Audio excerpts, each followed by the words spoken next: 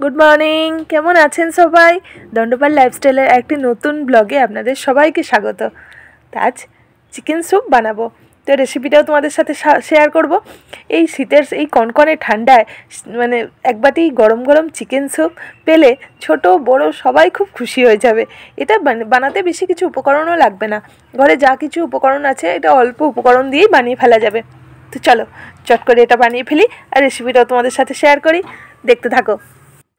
আমি এখানে কিছুটা বোনলেস চিকেন নিয়ে নিয়েছি। তো এবার প্রথমে আগে গ্যাসটা জ্বেলে নেব। তো এই যে গ্যাস অন করে দিয়েছি, কড়াও বসিয়ে দিয়েছি। তো এতে একটু সাদা তেল দিয়ে দেবো, আর দেবো একটু রসুন কুচি আর আদা কুচি আর অল্প একটু পেঁয়াজ কুচি দিয়ে একটু হালকা করে এগুলো ভেজে নেব। বেশি ভাজবো না, অল্পই ভাজবো। 1-2 মিনিট একটু নাড়াচাড়া করে নেব। এবার চিকেনগুলো এর মধ্যে দিয়ে দেবো। তো এবার চিকেনের টুকরোগুলো দিয়ে একটু নাড়াচাড়া করে নেব।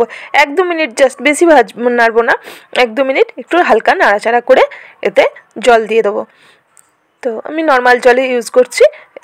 2 গ্লাস জল দেবো। ওই গ্লাসটা মেপে আমি 2 গ্লাস জল দেবো।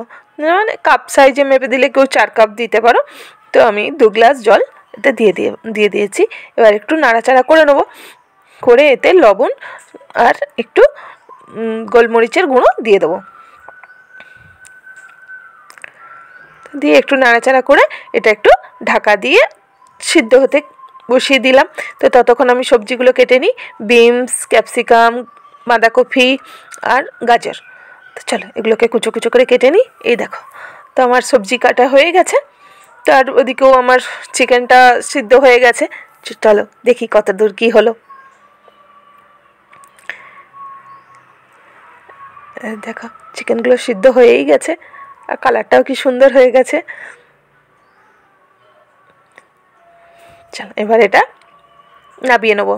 তো এই যে একটা স্ট্রেনার নিয়ে নিয়েছি। তো স্ট্রেনারের সাহায্যে চিকেনগুলো ছেঁকে নেবো। তাই চিকেনগুলো আলাদা হয়ে যাবে আর স্টকটা আলাদা করে নেবো। চলো এই যে স্ট্রেনারের চিকেনগুলো নিয়ে নিয়েছি। তো এবার আরেকটা জায়গায় চিকেন টুকরোগুলো নিয়ে নেবো আর স্টকটা আলাদা রেখে দেবো।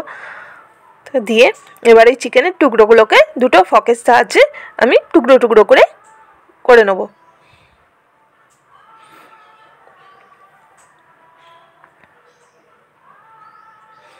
এই দেখো দুটো ফক দিয়ে আমি এগুলোকে একটু টুকরো টুকরো করে দেবো।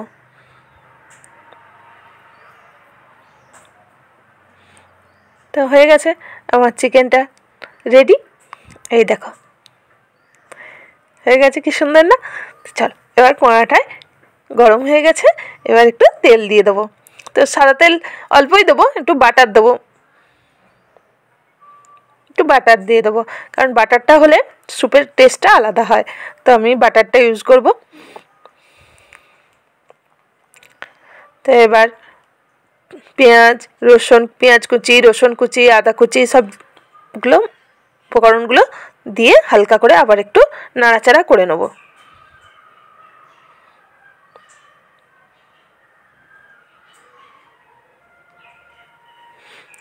যে 1-2 মিনিট একটু নাড়াচাড়া করে সমস্ত যে সবজিগুলো কেটে রেখেছিলাম সবজিগুলো এর মধ্যে দিয়ে দেবো। সেই যে সবজিগুলো কালারগুলো কি সুন্দর লাগছে দেখো। চলো এবার এগুলো দিয়ে দিই।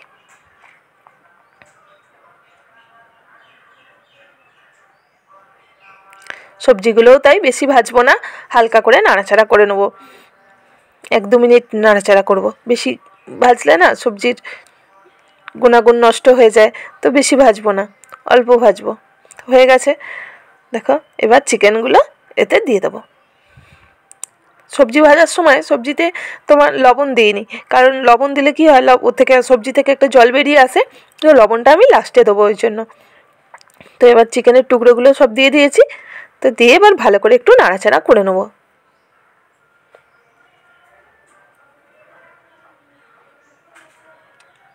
তো হয়েই গেছে আমার। এবার এই চিকেন স্টকটা এতে দিয়ে দেবো।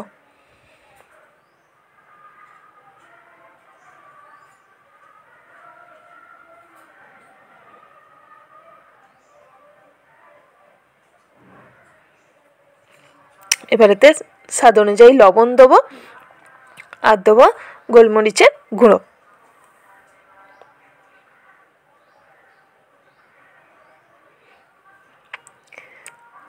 সব মশলা দিয়ে এবার একটু নাড়াচাড়া করে নেব।